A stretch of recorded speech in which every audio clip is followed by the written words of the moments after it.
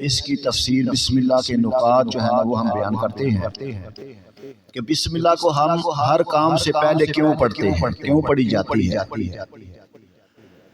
بسم اللہ کے الفاظ میں با اسم اللہ الرحمن الرحیم، اس میں جو نکات ہیں پھر وہ آگے ہم بیان کرتے ہیں۔ پہلا یہ ہے کہ بسم اللہ کو ہر کام کی ابتدا سے پڑھنے کی وجہ یہ ہے کہ عرب اپنے ہر کام کو بتوں کے نام سے شروع کرتے تھے۔ وہ کیا کہا کرتے تھے؟ بسم اللہ اللات والعزیٰ۔ تو لہذا ہمارے لیے ضروری ہوا کہ مومن مسلمان اپنے ہر کام کو اللہ کے نام سے شروع کرے تاکہ ہر کام میں کفار کی مخالفت ہو۔ اس سے پتہ یہ چلا کہ مسلمانوں کو ہر وہ کام کرنا چاہیے جس سے کفار کی مخالفت ہو، مشابہت نہ ہو۔ ہم اب دیکھ لیں اپنی شادیوں میں کیا ہم شریعت کے مطابق کام کرتے ہیں یا ہماری شادیاں غیر مسلموں کے مشابہ ہوتی ہیں؟ تو ہمیں ہر کام غیر مسلموں کے موافق نہیں بلکہ ان کی مخالفت میں کرنے چاہیے۔ تو اس لیے ہمیں حکم دیا گیا کہ ہر کام جس کام کی ابتدا اچھی ہو اس کی انتہا بھی اچھی ہوتی ہے۔ بچے کے پیدا ہوتے ہی اس کے کان میں اذان کہی جاتی ہے تاکہ اس کی ابتدا اللہ کے نام پر ہو اور اس کی تمام زندگی باخیریت گزرے۔ دکاندار دکان کی پہلی بکری ہدار نہیں کرتا بلکہ نقد پیسے مانگتا ہے تاکہ سارا دن تجارت کے لیے گزرے، اچھا گزرے۔ اسی طرح مسلمان کو ضروری ہے کہ اپنے ہر کام کی ابتدا اللہ کے نام سے شروع کرے تاکہ بخیر و خوبی اس کا کام انجام کو پہنچے۔ اور تیسرا نقطہ اس میں یہ ہے کہ سرکاری مال پر کوئی سرکاری علامت لگا دی جاتی ہے تاکہ چور اس کو لیتے ہوئے خوف کرے اور چرا نہ سکے، کیونکہ سرکاری مال کی چوری ایک قسم کی بغاوت ہے۔ اور اسی طرح مسلمان کو چاہیے کہ اپنے ہر کام کے اول میں بسم اللہ پڑھ دے تاکہ یہ بسم اللہ رب العالمین کی نشاندہی بن جائے اور شیطان چور اس میں اپنا دخل نہ دے سکے۔ حدیث مبارکہ میں آتا ہے جس کے کام کے اول میں بسم اللہ نہ پڑھی جائے اس میں شیطان شریک ہو جاتا ہے، اور بسم اللہ کے پڑھ لینے سے وہ کام شیطان سے محفوظ رہتا ہے۔ اور چوتھا نقطہ یہ ہے کہ آدمی جس کا ذکر کرتا ہے اس کو اسی کے ساتھ رکھا جاتا ہے۔ انسان بسم اللہ پڑھے تو انشاءاللہ دونوں جہان میں رحمت الہی اس کے ساتھ رہے گی۔ تفسیر کبیر میں ایک حکایت بیان کی گئی ہے۔ نبی کریم صلی اللہ علیہ وآلہ وسلم نے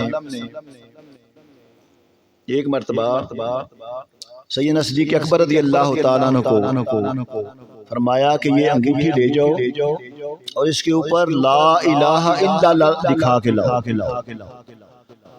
اب تاجدار صداقت سیدنا صدیق اکبر کا عشق اور محبت کا انداز یہ تھا، آپ جب سنار کے پاس گئے، نقاش کے پاس گئے تو جا کر لکھنے کے لیے جب کہا نا تو ان کی محبت نے یہ گوارا نہ کیا کہ میرا نام تو لکھا جائے، اللہ کا نام تو لکھا جائے اور اللہ کے ساتھ اس کی محبوب کا نام نہ لکھا جائے۔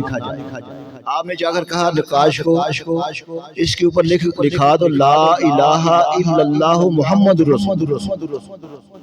اب نقاش نے یہ جب لکھ دیا تو نیچے سے جبریل امین نے لکھ دیا صدیق۔ جب سیدنا صدیق اکبر اس انگوٹھی کو لکھا کر نبی پاک صلی اللہ علیہ وآلہ وسلم کے پاس لے کر آئے، نبی کریم صلی اللہ علیہ وسلم نے جب انگوٹھی کو پڑھا تو دیکھا، کہا صدیق یہ زیادتی کس چیز کی؟ یعنی میں نے تمہیں کہا تھا لا الہ الا اللہ لکھا کر لاؤ۔ عرض کی یا رسول اللہ، یا حبیب اللہ، میری محبت نے یہ گوارا نہیں کیا کہ اللہ کا نام تو لکھا جائے اور آپ کا نام ساتھ نہ لکھا جائے۔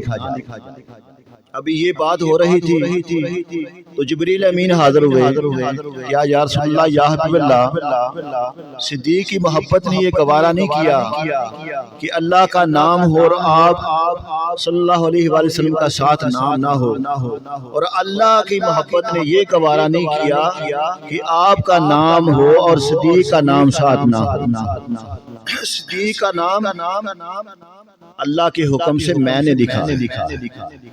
تو آج ہم بھی اللہ کی بارگاہ میں یہی دعا کرتے ہیں، یا اللہ ہمیں تیرے نام کے ساتھ تیرے محبوب کے نام لینے کی بھی ہمیں توفیق عطا فرما۔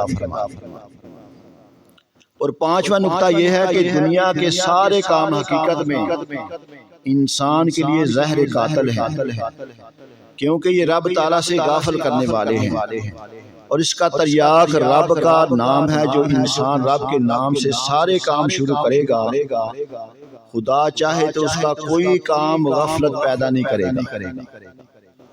اور چھٹا نقطہ یہ ہے کہ جب کوئی فقیر کسی امیر کے دروازے پہ جاتا ہے تو بھیک مانگنے کی غرض سے اس کی تعریف شروع کر دیتا ہے، جس سے کہ امیر سمجھ جاتا ہے یہ بکاری ہے، میری تعریفیں کر کے مجھ سے کوئی مانگ رہا ہے، کوئی مانگنا چاہتا ہے۔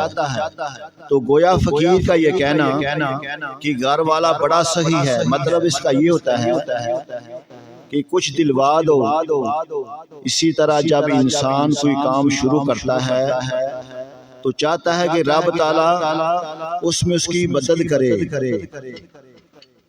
اور اس کو پورا کرنے اور درست کرنے کی توفیق مانگے۔ تو صاف صاف تو نہیں کہتا، رب کی تعریف کرتا ہے۔ اس سے مقصود یہ ہوتا ہے کہ میرے اس نام لینے کی لاج تیرے ہاتھ میں، تو ہی اس بیڑے کو پار لگانے والا ہے۔ تو آج ہم بھی اپنے رب کے سامنے التجا کرتے ہیں، یا اللہ ہم تو کمزور اور ناتواں ہیں، کہاں ہم اور کہاں یہ تیرا کلام، اور اتنی عظیم الشان یہ کتاب، ہم اس کا ترجمہ و تفسیر کرنے کے لائق اور قابل تو نہیں ہیں۔ یا اللہ ہم تیری توفیق سے کوشش کر رہے ہیں، یا اللہ تو ہماری اس میں مدد فرما۔ تو میرے دوستوں، میرے بزرگوں، میرے بھائیوں، یہ تو تھے بسم اللہ شریف کو افتتاح میں پڑھنے کے کچھ نکات۔